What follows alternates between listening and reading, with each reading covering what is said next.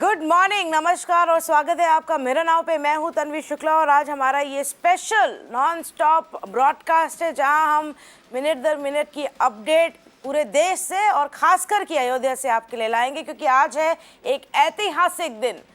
आज वहां पर राम मंदिर बनाने का जो भूमि पूजन का कार्यक्रम है, जो पूजा है वो की जाएगी, फाउंडेशन लेइंग सेरेमनी जिसको कहते हैं, जहां प्रधानमंत्री खुद प्रेजेंट होंगे और खुद वो जो पहला फाउंडेशन स्टोन है वहाँ पे इंस्टॉल करेंगे। वहाँ पे नींव इसकी रखी जाएगी। कुछ 40 किलो का चांदी का ये जो फाउंडेशन स्टोन है उसको तैयार किया गया है। अभी से कुछ आधे घंटे में प्रधानमंत्री निकलेंगे दिल्ली से, पहले लखनऊ के लिए और फिर वहाँ से रवाना होंगे एक हेलीकॉप्टर में अयोध्या के लिए। और ये सारी अपडेट्स हम आपको यहाँ मेरा नाव पे देते रहेंगे मिनट टू मिनट। साथ ही साथ इसका क्या ऐतिहासिक सिग्निफिकेंस है, इसकी आज तक की क्या लीगल जर्नी रही है, इससे राजनीति का कितना क्लोज कनेक्शन है और कैसे दोनों चीज़ें, अयोध्या मूवमेंट और राजनीति 80 और 90 के दशक में एक दूसरे से पूरी जुड़ी हुई थी और कैसे इससे बीजेपी का राइज हुआ, ये सारी बातों पर आज हम चर्चा करेंगे। बट सबसे पहले चलते हैं अयोध्या, जहां मंदार फंड से हमारे साथ जुड़ रहे हैं लाइव। मंदार वहां 2 दिन से हैं और हमें बताते चले आ रहे हैं कि कैसी तैयारियां की जा रही हैं। सरयू घाट पे खड़े हैं मंदार अभी। मंदार, बहुत ही अजीब दृश्य है, साफ सुथरी सजी हुई नगरी लेकिन लोग नहीं।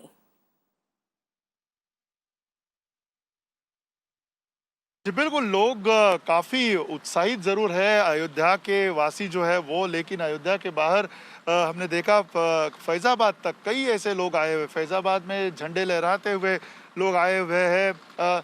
कई बजरंग दल और बाकी जो विश्व हिंदू परिषद के कई ऐसे कार्यकर्ता दूर दूर से आए हुए हैं जो अंदर नहीं आ पाते हैं अयोध्या से, तो काफ़ी नाराज़ है। लेकिन हाँ, काफ़ी उत्साह भी है और इस उत्साह के साथ साथ अगर देखा जाए तो तैयारियां काफ़ी पुरजोर तरीके से की गई है यहाँ पे।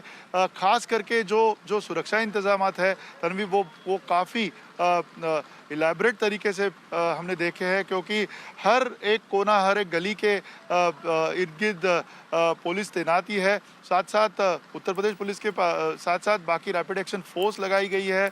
जहां अंदरूनी इलाका है, जहां पे राम जन्मभूमि के आसपास एसपीजी मौजूद है, तैनात है, तो काफ़ी अच्छे इंतज़ाम यहाँ पे किए गए हैं। हम जहाँ पे खड़े हैं इस घाट पर पूरी मीडिया का हुजूम यहाँ पे लगा हुआ है और अब देखेंगे किस तरह से आगे ये कार्यक्रम बढ़ता है। हमने कुछ तस्वीरें भी साझा की है आपके साथ। वहाँ पे जहाँ पे मंच बना हुआ है राम जन्मभूमि का जो परिसर है, वहाँ पे एक बहुत बड़ा पंडाल की व्यवस्था वहाँ पे की गई है। यहीं पे ये सभी मान्यवरगण जो है वो उपस्थित रहेंगे। उसी इलाके में प्रधानमंत्री नरेंद्र मोदी जो है वो जाकर एक पारिजात का पौधा भी वहाँ पे लगाएंगे। तो ऐसी कई सारे अब कार्यक्रम आने वाले समय में थोड़ी देर में शुरू हो जाएंगे, हमें दिखाई देंगे।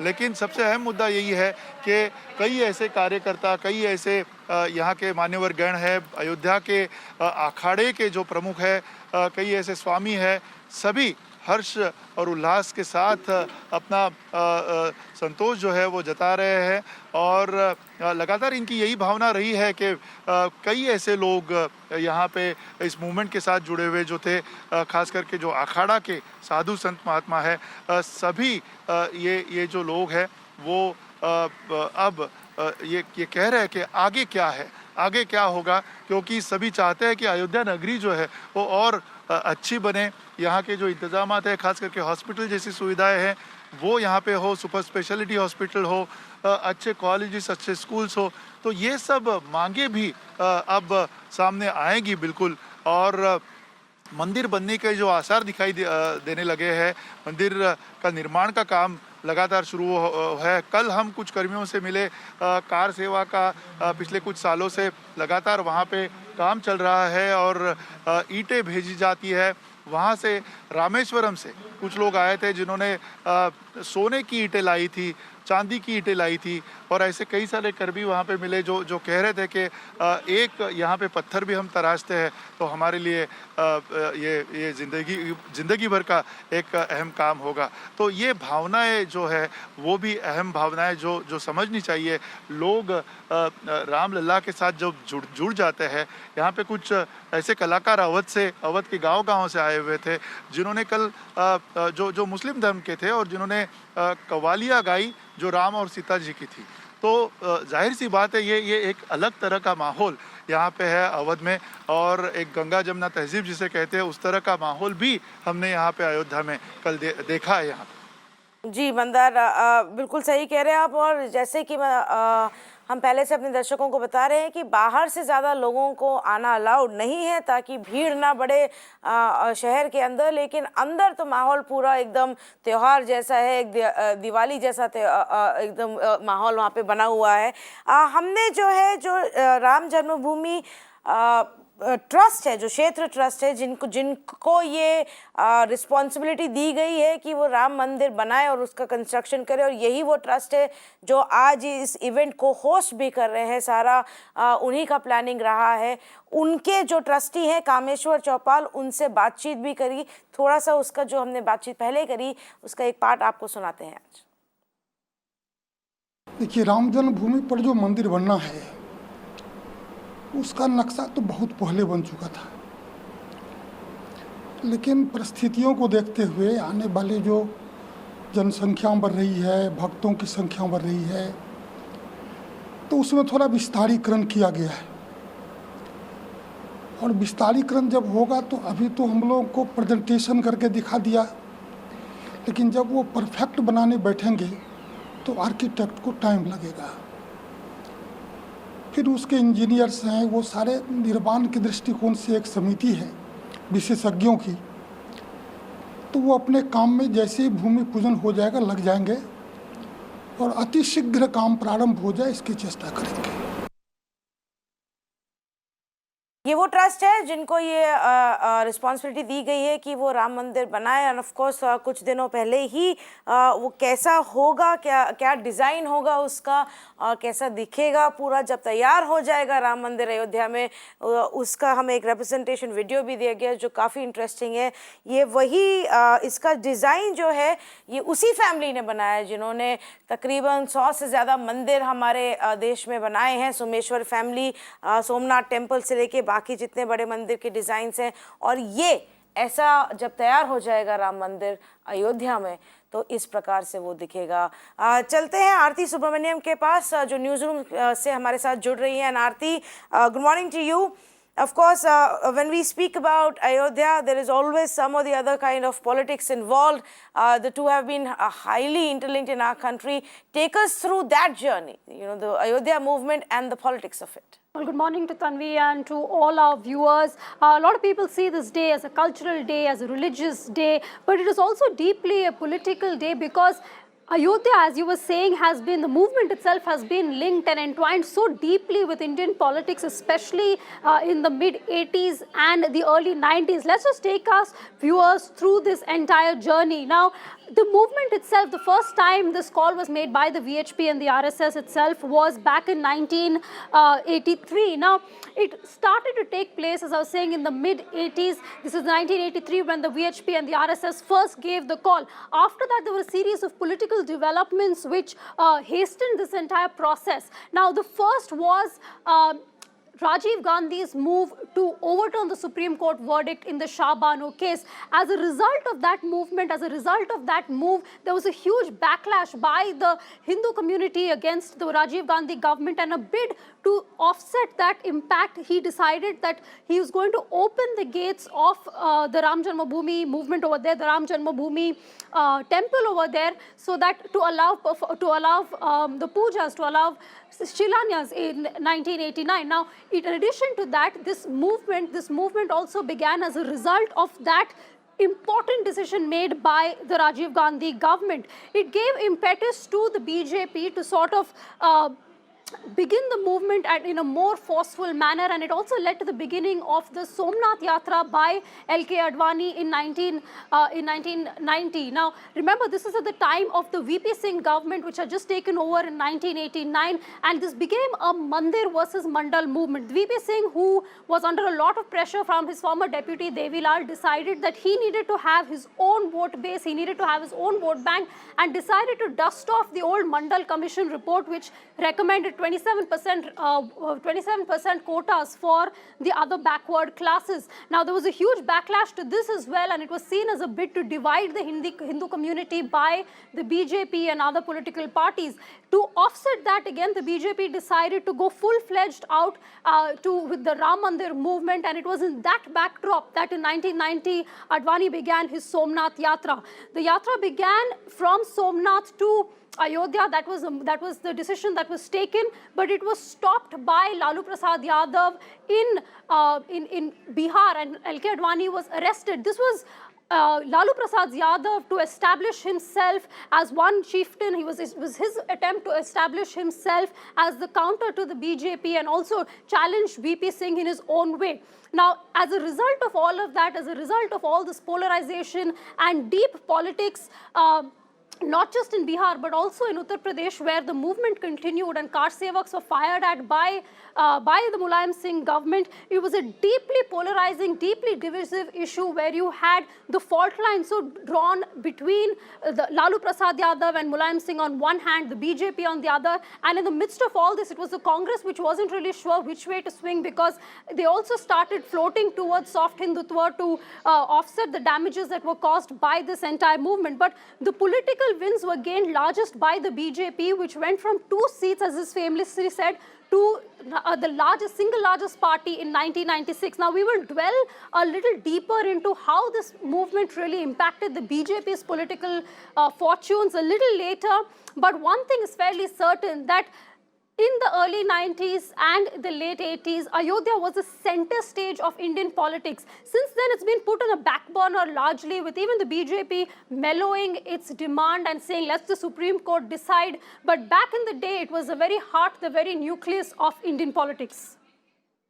Thanks so much for taking us through that journey of Ayodhya ki Katha and politics, as we are calling it. Let's also say good morning to our guests and panelists who are joining us right now. With me in our studios, our managing editor Vinay Tiwari, also with us this morning, Praveen Kumar, residing editor of Times of India in Lucknow, Ashutosh Shukla, state editor for Dainik Jagran in Uttar Pradesh, and Shruti Dwivedi will also be with us shortly. But Vinay, let me begin with you. और अभी जो आरती ने बात कही politics को लेके कि 80 और 90 के दशक में ये अयोध्या की मूवमेंट बहुत कोर थी पॉलिटिक्स, चाहे अयोध्या मूवमेंट में अलग अलग पॉलिटिकल पार्टीज का अलग अलग स्टैंड था, पर हर तरीके से कोई ना कोई जुड़ा ही हुआ था इससे। अब वो नहीं रही। आज आप किस चीज़ को या किस इशू को उस तरीके से देखते हैं जैसे अयोध्या को इम्पोर्टेंस मिलती थी उस समय?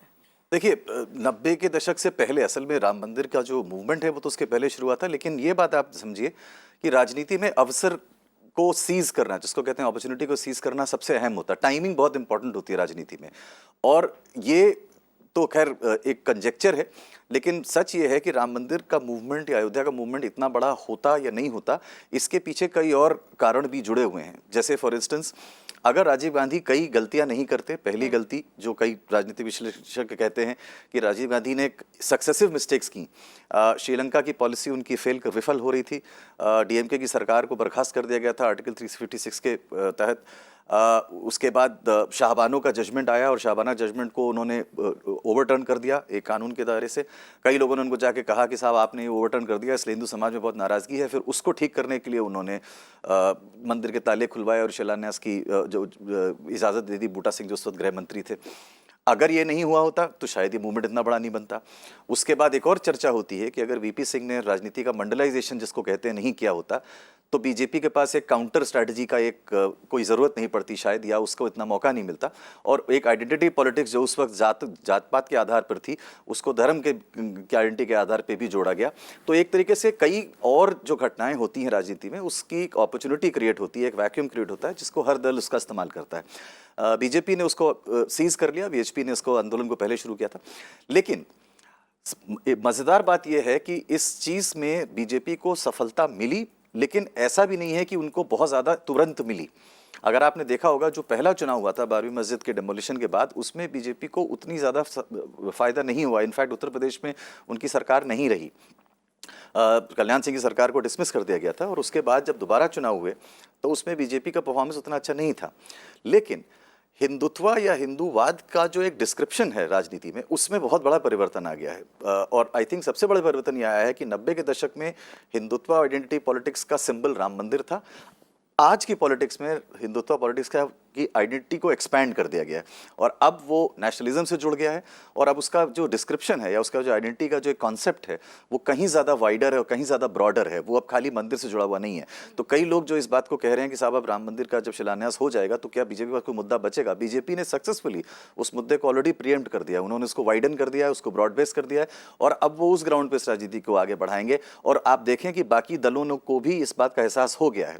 कल प्रियंका गांधी का जो बयान आया कांग्रेस की तरफ से, या जिस तरीके के चेंजेस आए हैं अन्य दलों में भी, उससे साफ जाहिर होता है कि बस सब दलों को यह एहसास हो गया है कि राजनीति का स्वरूप बदल गया है, और उस स्वरूप को बदले हुए स्वरूप के आधार पर राजनीति करने की जरूरत लगी। लेकिन क्या इस चीज को लोग समझेंगे और मानेंगे? अगर कांग्रेस पार्टी ऐसे बयान देने लगे तो क्या उनको कोई सीरियसली लेगा? प्रवीण कुमार जी, आपका क्या सोचना है? वही कांग्रेस पार्टी जिनके बड़े बड़े नेता इस केस में वकील रहे हैं, बयान दिए हैं बड़े बड़े उन्होंने राम मंदिर को लेके और पूरे इशू को लेके, आज वो कांग्रेस पार्टी गुणगान कर रही है, कह रही है कि इस मंदिर के थ्रू पूरा देश यूनिफाई होगा। क्या जनता इस बात को सीरियसली लेगी?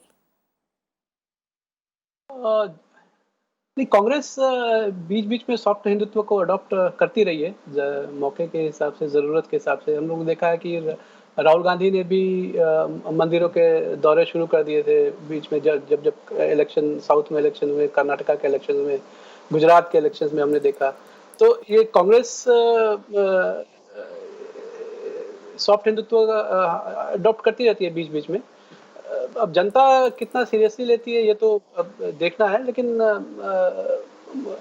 ये मुद्दा तो बीजेपी का ही मुद्दा है, राम मंदिर का मुद्दा, जिसको उन्होंने 80 के दशक में अडॉप्ट किया था। और उसको विनय ठीक बोल रहे हैं कि इस मुद्दे को उन्होंने बहुत ही ब्रॉड बेस्ड कर दिया है। और एक तरह से देखें तो 2019 के इलेक्शन में या 2014 के इलेक्शन में राम मंदिर कोई एक बहुत ही एक बड़ा मुद्दा नहीं था। बीजेपी के मैनिफेस्टो में भी उसको कोई बहुत ज़्यादा प्रमुखता नहीं मिली थी, एक बहुत ही पासिंग मेंशन था इसका। तो हम ऐसा नहीं कह सकते कि ये बहुत ही ज्वलंत मुद्दा रहा है राजनीति में। ये एक लगातार एक मुद्दा रहा है जरूर, लेकिन एक बहुत ही ज्वलंत मुद्दा पिछले इलेक्शंस में रहा है, ये नहीं कह सकते हैं। और जो ये भी बिल्कुल ठीक बात है कि भारतीय जनता पार्टी सबसे बड़ी पार्टी उभरी थी 93 के इलेक्शन में, जस्ट डिमोलेशन के जस्ट बाद, लेकिन सरकार नहीं बना पाई थी क्योंकि समाजवादी पार्टी और बीएसपी ने मिलकर सरकार बनाया था। तो ये एक मुद्दा लगातार रहा है, लेकिन ये बहुत ही ये एक कोई डिसाइडर हो किसी भी इलेक्शन में, हमने किसी इलेक्शन में ऐसा देखा नहीं है। लेकिन मैं और मुझे इस चीज़ में बड़ी क्यूरियोसिटी है कि अब आज लोग इसको कैसे देख रहे हैं पूरे डेवलपमेंट को, और क्या इसका कुछ किसी भी हद तक कुछ फ़ायदा योगी आदित्यनाथ को या बीजेपी को उत्तर प्रदेश में होगा? आशुतोष शुक्ला जी, बिकॉज यूपी में तो ये हमेशा से चर्चा में रहा है, और यूपी के लोग पॉलिटिक्स भी जब करते हैं तो एकदम इन्वॉल्व होकर पैशनेटली डिस्कस करते हैं, और अयोध्या के इशू को काफ़ी इम्पोर्टेंस दी जाती थी। अब कैसा सिचुएशन है और कैसे इसको रीड किया जा रहा है पॉलिटिकली? जी, आपने मुझसे पूछा है? आपसे पूछा। हेलो। यस, आशुतोष शुक्ला जी, आप ही से सवाल है मेरा। अच्छा, देखिए, अभी जो प्रवीण जी ने बात कही है मैं उससे बिल्कुल सहमत हूं। बस मैं एक बात ये कहना चाहता हूं, जो उन्होंने आखिरी पॉइंट ये कहा कि बीजेपी को बहुत फायदा नहीं हुआ राम मंदिर वाले आंदोलन के बाद से। मैं यही आपसे या लोगों से कहना चाहता हूं कि यह मानना कि इससे वोट आ जाएंगे ये बहुत जरूरी नहीं है, और ये सोचना चाहिए कि लोग बीजेपी के साथ इसलिए हो गए कि बीजेपी ने ये मुद्दा किया या लोग पहले से ही इधर की ओर जाना चाहते थे और बीजेपी ने उस एक पॉइंट को कैश किया। लोग इधर की ओर जाना चाहते थे। देखिए, हिंदुस्तान की जो पॉलिटिक्स है, अगर आजाद भारत के बाद से हम देखें तो वो 3-4 हिस्सों में है। पहली एक जो आजादी की लड़ाई है, दूसरा इमरजेंसी है, तीसरा राम मंदिर मूवमेंट है और चौथा 2014। 2014 से भी चीजें बहुत बदली हैं। मुझे इसमें कोई शक नहीं कि कुछ दिनों बाद, अभी नहीं, किसी और तरह से मथुरा और काशी के मुद्दे भी उठेंगे और वो अलग तरीके से हल किए जाएंगे। ये कोई जरूरी नहीं है कि वो ऐसा कोई मूवमेंट हो। बनारस में तो वो जो कॉरिडोर बना रहे हैं, काशी विश्वनाथ कॉरिडोर, वही इतना बड़ा बना रहे हैं कि उससे ही उनको फिर कोई दिक्कत नहीं होगी। गंगा से लोग सीधे आ सकेंगे मंदिर तक, जो भी जाने में कठिनाई होती है। लेकिन ये राजनीति है, का हिस्सा है। और जैसे आप विश्वनाथ प्रताप सिंह से मंडल को नहीं अलग कर सकते, वैसे ही आजादी के समय जो हिंदू पार्टी थी कांग्रेस, उसके सामने मुस्लिम लीग बनी थी, तो वो हिंदू पार्टी अब कांग्रेस नहीं है, वो बीजेपी है। बीजेपी से कमंडल की लड़ाई या कमंडल को अलग नहीं किया जा सकता। बीजेपी ही उसको लेकर के आगे चलेगी। जी, लेकिन जैसे विनय ने बोला, इस पे आपका क्या सोचना है कि आज हम चाहे वो कांग्रेस का कमेंट देख ले, काफ़ी दिनों तक तो उन्होंने चुप्पी साधी रही कि, लेकिन कल प्रियंका गांधी ने एक काफ़ी डिटेल स्टेटमेंट दिया। उसमें लॉर्ड राम के बारे में बहुत बात करी, या चाहे आम आदमी पार्टी हो, आरजेडी हो, सभी या तो सेम ही चीज बोल रहे हैं जो बीजेपी कह रही है, या एकदम चुप हो गए हैं, इस पे कुछ ज्यादा इस इशू पे आज कुछ ज्यादा कहना नहीं चाह रहे। आप इसको कैसे रीड कर रहे हैं कि ऑपोजिशन ये समझ गई है कि ये ऐसा टॉपिक है जहां पे बीजेपी से को अपोज करना शायद अच्छी बात नहीं है और फायदे की बात नहीं है? जी, वो अपोजिशन ये समझ गया है, इसमें बीजेपी फिर पीछे जा रही है बैकग्राउंड में। अपोजिशन यह समझ गया है कि जनता से, लोगों से इस मुद्दे पर उल्टी बात करना ठीक नहीं है। ये पब्लिक प्रेशर है, ये वोटर प्रेशर है जिसके दबाव में वे हैं, और वो इसमें अलग से या अब पहले की तरह वो मंदिर विरोधी बयान देना नहीं चाह रहे हैं। जैसे कल मैंने देखा, यहाँ लखनऊ में कई जगह मुझे जाना हुआ, तो रास्ते में मैंने देखा कि जगह जगह दिए जल रहे थे। ये कोई पार्टी नहीं जलवा रही है दिए, वो एक आम लोगों के घर थे। अगर इस सेंटिमेंट को आप नहीं समझेंगे तो आप वो पॉलिटिक्स नहीं कर पाएंगे। देखिए, इस देश में आचार्य नरेंद्र देव और राम मनोहर लोहिया भी हुए हैं, उनको पढ़ा जाना चाहिए, जिन्होंने धर्म की बात नहीं की थी, जिन्होंने स्पिरिचुअलिज्म की बात की थी, आध्यात्मिकता की बात की थी। और उनका जो लिखा हुआ है उसमें बहुत सारी वो बातें हैं जो अटल बिहारी वाजपेयी कहते रहे हैं, जो कभी कभी प्रधानमंत्री भी कहते हैं। तो इसलिए यह मुद्दा अब ऑपोजिशन वर्सेस बीजेपी नहीं है, ये अपोजिशन वर्सेस पीपल है।